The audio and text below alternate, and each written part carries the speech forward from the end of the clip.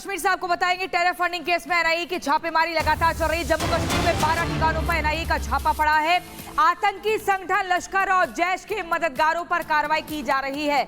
आतंकी लश्कर और जैश के मददगारों पर लगातार ये कार्रवाई चल रही है। जम्मू कश्मीर में 12 ठिकानों पर एनआईए का छापा पड़ा है।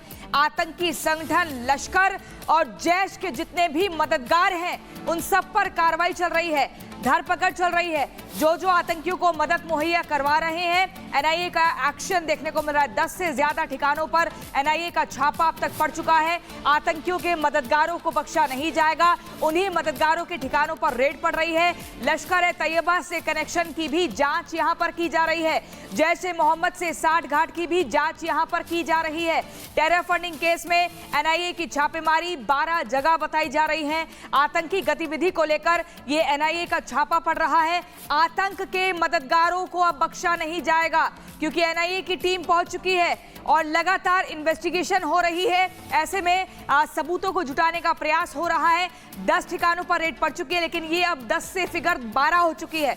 अभी और जगहों पर एनआईए की टीम पहुंचेगी और जहां जहां से जानकारी मिल रही है, इनपुट मिल रहा है, वहां वहां कार्रवाई की जा रही है और सख्ती से कदम उठाया जा रहा है। इसी खबर पर हमारे संवाददाता गुरसिमरन हमारे साथ जुड़ गए हैं। गुरसिमरन, एनआईए की टीम 12 जगहों पर अब तक रेड के लिए पहुंच चुकी है, ये जानकारी मिल रही है। ये आंकड़ा और ज्यादा बढ़ सकता है और ये वही जगह है जहां से आतंकियों को मदद मिल रही थी। क्या कुछ और अपडेट?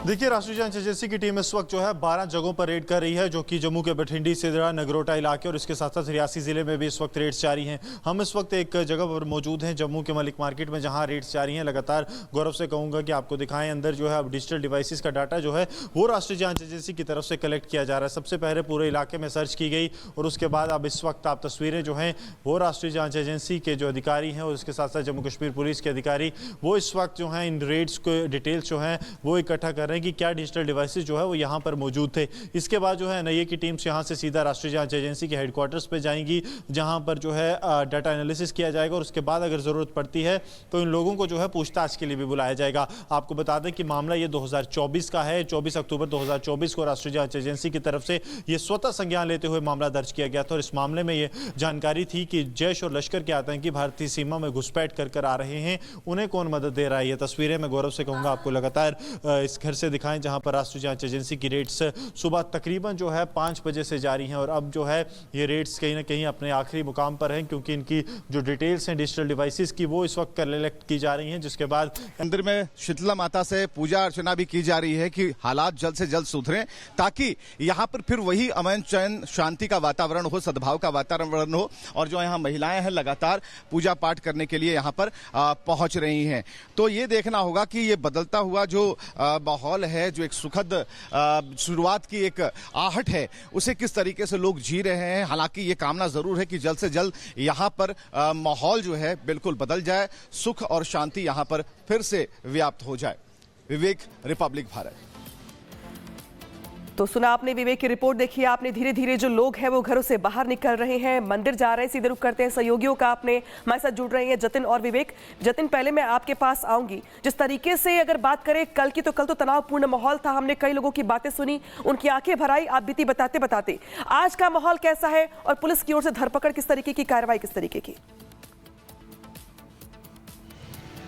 बिल्कुल, देखिए आज कर्फ्यू का दूसरा दिन है और तमाम बाजार आज भी सूने हैं। तकरीबन 5 से 7 किलोमीटर का ये पूरा स्ट्रेच है जहां पर कर्फ्यू लगा हुआ। और तस्वीरें आप देखेंगे, ये वो चिटनिस पार्क का इलाका है जो कि हिंसा का शिकार हुआ था। इसी जो अंडर कंस्ट्रक्शन ब्रिज है उसके नीचे की तमाम तस्वीरें आपने देखी। लेकिन अभी आप देखेंगे कि यहाँ पे पुलिस डिप्लॉयमेंट है, रोड को पूरे तरीके से बंद किया हुआ है। जो फोर्सेज है उनकी तैनाती की गई है। दूसरी तरफ 20 टीमें बनाई गई है जो कि इस पूरे मामले को इन्वेस्टिगेट कर रही है। अभी तक 46 लोगों की गिरफ्तारी ऑफिशियली की जा चुकी है, जिन्हें कल देर रात तक कोर्ट में पेश कराने का सिलसिला जारी था। 21 मार्च तक की इनको पुलिस कस्टडी पे भेजा गया है। संभवतः अब इन 40 लोगों से पूछताछ का जो सिलसिला है वो शुरू होगा। और जिस तरीके से नागपुर के कमिश्नर ये बात बोल रहे थे कि वो जांच करेंगे कि सोशल मीडिया पर अफवाह किसने फैलाई, क्या मंशा थी और कितने लोग इसमें शामिल हैं, ये ऐसे बेसिक सवाल है जो कि अभी जांच का विषय बने हुए हैं। पुलिस का यह भी कहना है कि अभी मात्र 46 लोगों की गिरफ्तारी की गई है, क्योंकि जो वीडियो पुलिस के हाथ लगे हैं और जो हम अपने दर्शकों को लगातार दिखा रहे हैं उनकी संख्या सैकड़ों में। तो संभवतः इस मामले में अभी और भी गिरफ्तारी आने वाले समय में देखने को मिलेगी। और ये भी जानकारी मिल रही है तकरीबन 35 से ज्यादा लोगों को डिटेन भी किया गया है। बाकायदा सीसीटीवी फुटेज जो पुलिस के पास मौजूद है, उनसे जो डिटेन किए गए लोग हैं, जिनकी गिरफ्तारी भी की गई है, उन्हीं सीसीटीवी के आधार पर की गई है। बाकायदा मैच किया जा रहा है, उनके फेस को मैच किया जा रहा है, उनसे पूछताछ की जा रही है कि उनकी पोजीशन उस समय क्या थी। बिल्कुल जतिन, महत्वपूर्ण जानकारी आप दे रहे हैं। 46 दंगाई गिरफ्तार हो चुके हैं, लेकिन विवेक ये आंकड़ा अभी और बढ़ेगा। हालांकि लगातार जांच पड़ताल चल रही है, लेकिन ये समझना चाहेंगे जितने लोगों को पकड़ा गया है, क्या कुछ पुलिस प्रशासन का कहना है ये लोकल लोग हैं या ये कोई बाहरी हैं? हालांकि सुनियोजित घटना सूबे के मुख्यमंत्री बता रहे हैं इसको।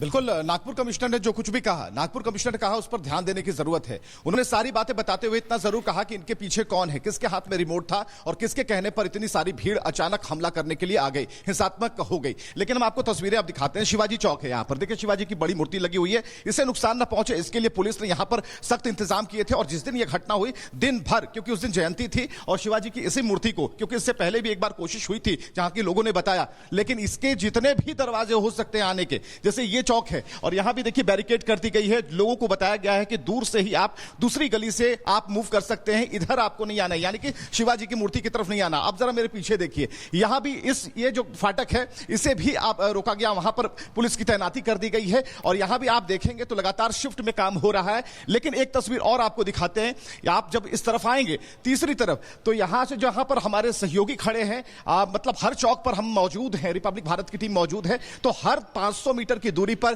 चप्पे चप्पे पर हम लगातार लगे हुए हैं। तो विवेक यहाँ पर दिखा रहे हैं कि किस तरीके से अभी भी जो नागपुर के कई हिस्से हैं वहां पे चप्पे चप्पे पर पुलिस की तैनाती है, बैरिकेडिंग कर दी गई है, हर आने जाने वाले से पूछताछ की जा रही है, यानी कि माहौल खराब ना हो इसका पूरा प्रयास किया जा रहा है। खबरों में आगे बढ़ेंगे, बात करेंगे मध्य प्रदेश की। मध्य प्रदेश के मऊगंज हिंसा कांड में बड़ी कार्रवाई हुई है। मऊगंज हिंसा केस में कलेक्टर एसपी हटा दिए गए हैं। मऊगंज के कलेक्टर अजय श्रीवास्तव को हटाया गया है। मऊगंज की एसपी रसना ठाकुर को भी हटाया गया है। मऊगंज में कुछ दिनों पहले ही पुलिस की कार्रवाई के दौरान एक परिवार ने एएसआई की हत्या कर दी थी। पुलिस वालों की हत्या के बाद इलाके में तनाव फैल गया था और अब इसी मामले को लेकर के, मऊगंज हिंसा कांड को लेकर के यहाँ पे बड़ी कार्रवाई हुई है। देखिए, याद करिए किस तरीके से यहाँ पे एएसआई समेत 2 लोगों की मौत हुई थी और मौत के बाद किस तरीके से हंगामा हुआ था। हालांकि अब पूरे मामले को लेकर बड़ी कार्रवाई हुई है। जो अधिकारी हैं, जिम्मेदार अधिकारी हैं, उन पर गाज गिराई गई है। हिंसा केस में कलेक्टर एसपी को हटाया गया है। जो कलेक्टर अजय श्रीवास्तव में उन्हें हटाया गया है, इसके अलावा जो एसपी है रसना ठाकुर, उन्हें भी हटाया गया है। तो देखिए, यहां पर अब बड़ी कार्रवाई, जिम्मेदार लोगों पर कार्रवाई की गई है, क्योंकि